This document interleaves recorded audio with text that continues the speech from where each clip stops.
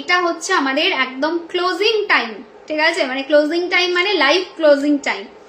Number 9, 18, 27। আচ্ছা, এটাই closing নয়, আজকে একটা খুব ইম্পর্টেন্ট জিনিস বলে লাইভটা শেষ করব। নাম্বার 9, 18, 27, তোমাদের যারা এই তারিখে জন্মগ্রহণ করেছো তারা দেখে নাও তোমাদের জন্য গোটা বছরটা কিরকম হতে যাচ্ছে, ঠিক আছে। সো চলো দেখে নেওয়া যাক।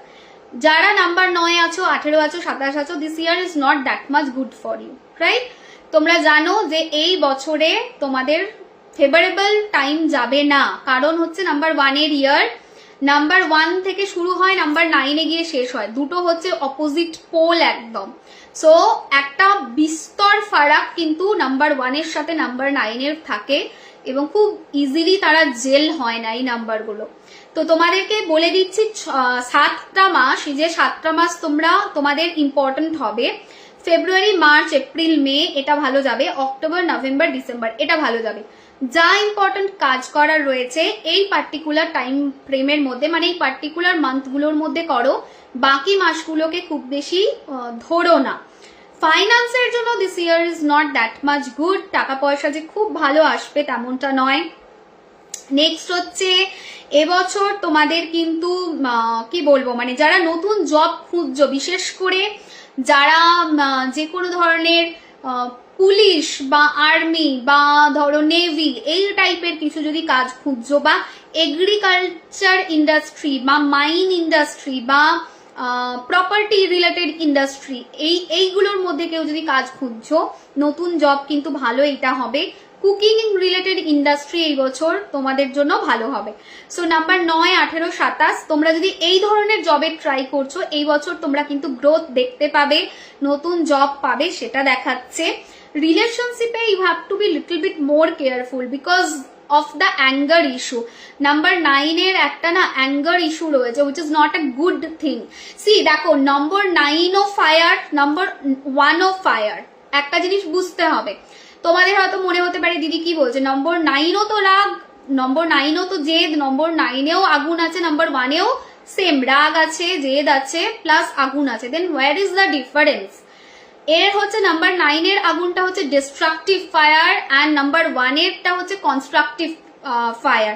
ওই আগুন আমাদের জীবন দেয়, ঠিক আছে, বাট এই আগুন জীবন কেড়ে নেয়। So that is the basic difference. সেই জন্য নাম্বার 1 এর মানুষদের রাগ জেদ তো রয়েছে, বাট তারা রাগ আছে অন্যান্য আরো সবার, 1 এর আছে, 4 এর আছে, রাগ আছে, কিন্তু অ্যাটলিস্ট নাম্বার 1 এর ক্ষেত্রে, 4টাকে আমি নিচ্ছি না এক্ষেত্রে, নাম্বার 4 এরও একটু অ্যাঙ্গার ইস্যু আছে। নাম্বার 1 এর ক্ষেত্রে আমি এটুকু বলতে পারি যে তোমাদের যে রাগটা আছে that is very constructive anger, তোমরা সেটাকে একটা পাথ দিতে পারো, বাট আনফর্চুনেটলি নাম্বার 9 সেই পাথটা দিতে পারে না, রাদার খুব verbal abusive kind of language number 9 start করে দেয়, which is not a good thing, ঠিক আছে। সো এই অ্যাঙ্গার ইস্যুর ওপরে তোমাদের কাজ করতে হবে, গাড়ি ঘোড়া চালাবে সাবধানতার সাথে, অ্যাক্সিডেন্টের একটা জায়গা কিন্তু দেখাচ্ছে। এডুকেশনের জন্য দিস ইয়ার ইজ ঠিকঠাক চলতে পারে। ফুড রিলেটেড ইন্ডাস্ট্রি খুব যে গ্রো করবে নাম্বার 9 তোমরা সেটা দেখাচ্ছে না। বোন রিলেটেড মানে হাড়ের ব্যথা, পেটের ব্যথা, বা কখনো কখনো ব্লাড হিমোগ্লোবিন বা বিপি বেড়ে যাওয়া কমা, এটা এবছর হতে পারে। Be little bit careful and always give respect to other, মানে অপোনেন্টে তোমার যে আছে তাকে রেসপেক্ট দিয়ে কথা বলো নাম্বার 9 এর মানুষ, সেটা তোমাদের জন্য কিন্তু ভালো হবে, ঠিক আছে। এবছর তোমাদের জন্য যেটা ভালো হবে, যে চ্যান্টিংটা ভালো হবে, সেটা হচ্ছে ওম হাং হনুমাতে নামা। এই মন্ত্রের চ্যান্ট তোমরা করতে পারো, তাতে খুব পজিটিভ রেজাল্ট পাবে। And at the same time এই বছর তোমরা বডির বাঁধকে 58 লিখতে পারো রেড ইঙ্ক দিয়ে, তাতেও তোমরা পজিটিভ রেজাল্ট পাবে। অবভিয়াসলি হনুমানজির পূজা এবছর তোমাদের জন্য ভালো হবে, সঙ্গে শ্রী রামজির পূজা, ঠিক আছে। বিকজ দেখো একটা জিনিস বুঝতে হবে, সানের ইয়ার মানে হচ্ছে সান, মানে হচ্ছে যে দেবতার সাথে সানকে কানেক্ট করা হয়, এক তো ভগবান সূর্যদেব আছেনই আছেন, তাছাড়া ভগবান রামজির সাথে তুলনা করা হয়, ঠিক আছে। সো ভগবান রামজির সাথেও কিন্তু তুলনা করা হয়, বিকজ সূর্যবংশী ওনাকে মানা হয়। আর হনুমানজির পুজো করবে, রামের পুজো করবে না শ্রী রামচন্দ্রের, সেটা হয় না, বিশেষ করে ভগবান সূর্যের বছরে। তো অবশ্যই যদি তোমরা ভগবান রামজি বা যেটাকে বলা হয় রাম দরবার, তার যদি পুজো করা হয় সেটা কিন্তু তোমাদের জন্য ভালো হবে।